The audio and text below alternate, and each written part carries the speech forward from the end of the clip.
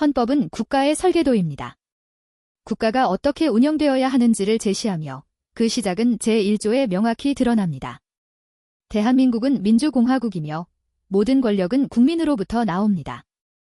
국회는 입법을, 정부는 행정을, 법원은 사법을 담당하는 삼권분립 구조를 통해 권력이 한 곳에 집중되지 않도록 설계되어 있습니다.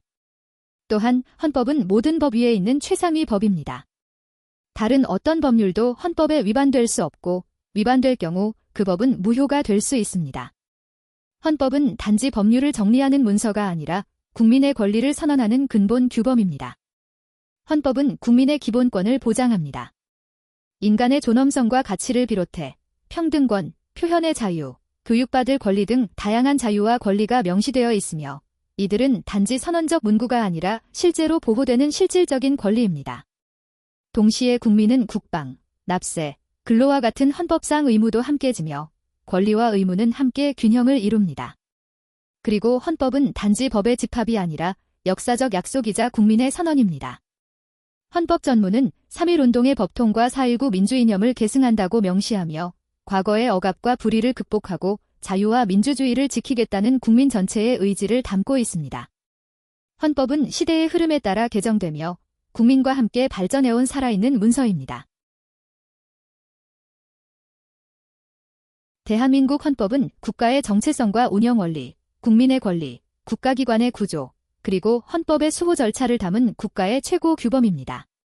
헌법은 크게 4가지 구조로 나누어 설명할 수 있습니다. 첫째, 헌법 총강은 헌법이란 무엇인가를 다룹니다. 이 부분은 헌법의 개념, 기본 원리, 법적 효력, 그리고 개정 절차를 규정하며 헌법이 왜 존재하는지, 어떤 가치 위에 세워졌는지를 보여줍니다. 헌법의 최고법 규성, 국민주권, 권력분립, 법치국가의 원리가 이곳에 담겨 있습니다.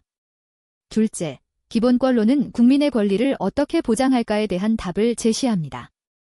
인간의 존엄과 가치, 자유와 평등, 사회권 등 국민의 기본적 권리를 선언하며 행복추구권, 표현의 자유, 평등권 등의 구체적 권리와 함께 이 권리가 제한될 수 있는 요건과 원칙도 규정합니다.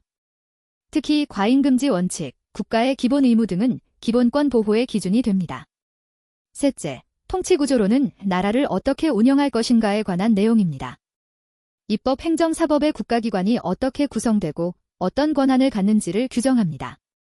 국회의 입법권, 대통령과 행정부의 집행권, 법원의 독립성과 재판권, 그리고 국민의 참여를 보장하는 선거제도가 포함됩니다. 이는 권력분립 원리에 따라 국가 권한이 균형 있게 운영되도록 하는 구조입니다. 넷째, 헌법재판론은 헌법을 누가 어떻게 지킬 것인가에 관한 부분입니다. 헌법재판소의 설치와 권한, 위헌법률 심판, 헌법소원, 권한쟁 의심판 등의 절차를 통해 헌법의 최종적 수호자가 누구인지, 어떻게 헌법을 심판하고 구제할 수 있는지를 규정합니다. 위헌심사 기준, 자기 관련성, 보충성, 청구인 적격 등 구체적 요건들도 이 구조에 포함됩니다. 이처럼 대한민국 헌법은 총강, 기본권, 통치구조, 헌법재판의 4축을 중심으로 체계적으로 구성되어 있으며 국민의 자유를 보장하고 국가의 질서를 유지하며 헌법 그 자체를 수호할 수 있도록 설계되어 있습니다.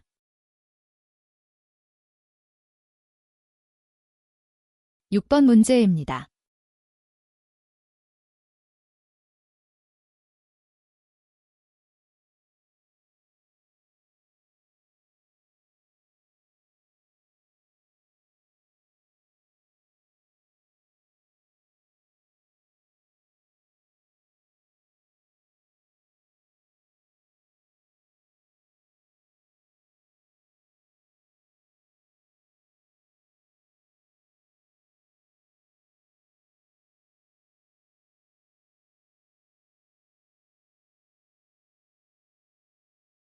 이번 시간에는 한 사람이 2개 이상의 정당에 동시에 가입할 수 없도록 규정한 정당법 조항이 과연 헌법에 위반되는지 여부를 다룬 판례입니다.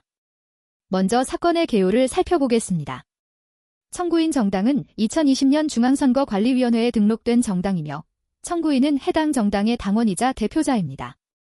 나머지 청구인들은 해당 정당 또는 다른 정당의 당원들로 구성되어 있습니다. 청구인들은 여러 당의 당원이 되어 공동으로 정치활동을 하고자 하였지만 정당법 제42조 제2항, 즉 누구든지 2개 이상의 정당에 동시에 당원이 될 수 없다는 이 조항이 정당 가입과 활동의 자유를 침해한다고 주장하며 헌법 소원을 제기했습니다. 또한 이 조항을 위반했을 경우 처벌하는 정당법 제55조에 대해서도 위헌이라고 주장했습니다.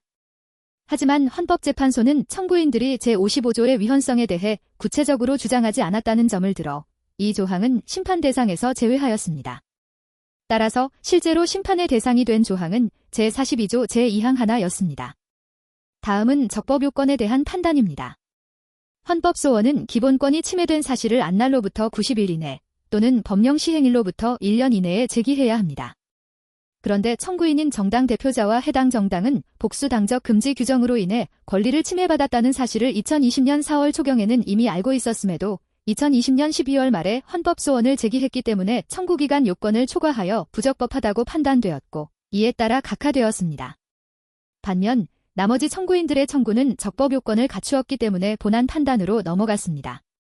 헌법재판소는 복수 당적을 금지하는 정당법 제42조 제2항이 다음과 같은 기준을 충족한다고 보았습니다. 먼저 이 사건에서 제한되는 기본권은 정당 가입 및 활동의 자유입니다.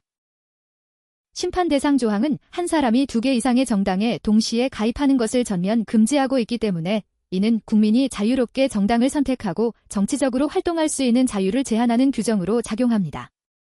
다음으로 이 조항의 입법 목적은 정당합니다. 정당은 국민의 정치적 의사를 형성하고 대의제 민주주의를 실현하는 중요한 정치적 매개체이므로 정당 내부의 통일성과 정체성을 유지하고 정당 간의 부당한 간섭이나 왜곡을 방지하는 것은 국민 전체의 정치 질서를 안정적으로 유지하기 위한 헌법적으로 타당한 목적이라 할 수 있습니다. 세 번째로 헌법재판소는 이 조항이 침해의 최소성 원칙에도 부합한다고 보았습니다. 복수 당적은 금지되지만 개인이 기존 정당을 탈당한 뒤 새로운 정당에 자유롭게 입당하거나 기존 정당에 다시 재가입할 수 있는 권리는 제한되지 않기 때문에 정치적 자유를 전면적으로 차단하는 것은 아니며 최소한의 범위에서만 제한하고 있다고 판단한 것입니다. 마지막으로 법익의 균형성 측면에서도 헌재는 이 조항이 헌법에 어긋나지 않는다고 보았습니다. 복수 당적 금지로 인해 일부 개인의 정치적 자유가 다소 제한되더라도 이를 통해 정당 정치를 건전하게 유지하고 국민의 정치적 의사 형성을 보호하려는 공익의 무게가 더 크기 때문에 제한된 사익보다 우선될 수 있다고 판단하였습니다. 이러한 이유로 헌법재판소는 정당법 제42조 제2항이 과잉금지 원칙에 반하지 않으며 정당 가입 및 활동의 자유를 침해하지 않는다고 하여 합헌 결정을 내렸습니다. 이 판례는 정당제 민주주의에서 정당의 정체성과 독립성을 법적으로 어떻게 보호할 수 있는지를 보여주는 중요한 사례라고 할 수 있습니다. 감사합니다.